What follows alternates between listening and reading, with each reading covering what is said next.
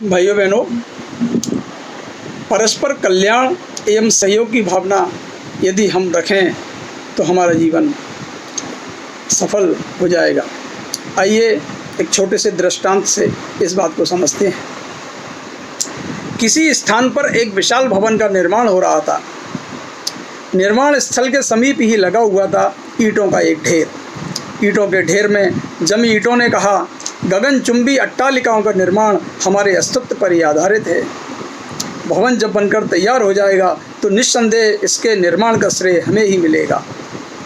मिट्टी गारे ने ईंटों की यह गर्व भरी बातें सुनी तो उनसे न रहा गया। वे बोले, तुम झूठ बोलती हो।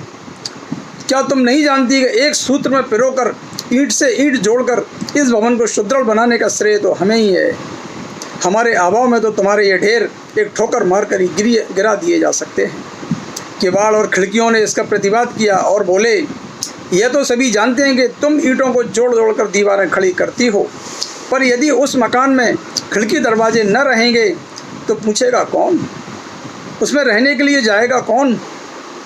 शिल्पी जो इन सब की बातों को चुपचाप सुन रहा था, अब बोला, आप लोगों में भले ही कितना भी सहयोग क्यों न हो, परंतु जब तक मेरा हाथ न लगे सब अपने अपने स्थान पर ही पड़े रहेंगे। अब भवन की बारी थी और भवन ने जो कुछ कहा वो एक स्वीकार्य सत्य था।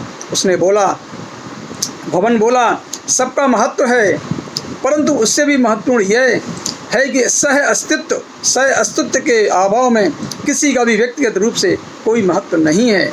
इसलिए आपको अपना झूठा अभिमान छोड़कर सहयोग का महत्व समझना चाहिए। इस तत्व को न समझने वाले यह भूलते हैं कि सारा मनुष्य समुदाय एक परिवार की तरह है, उसमें सबका समान अस्तित्व और महत्व है। अतः परस्पर कल्याण का ध्यान रखने में ही भलाई है। अखंड ज्योति, अप्रैल 2019।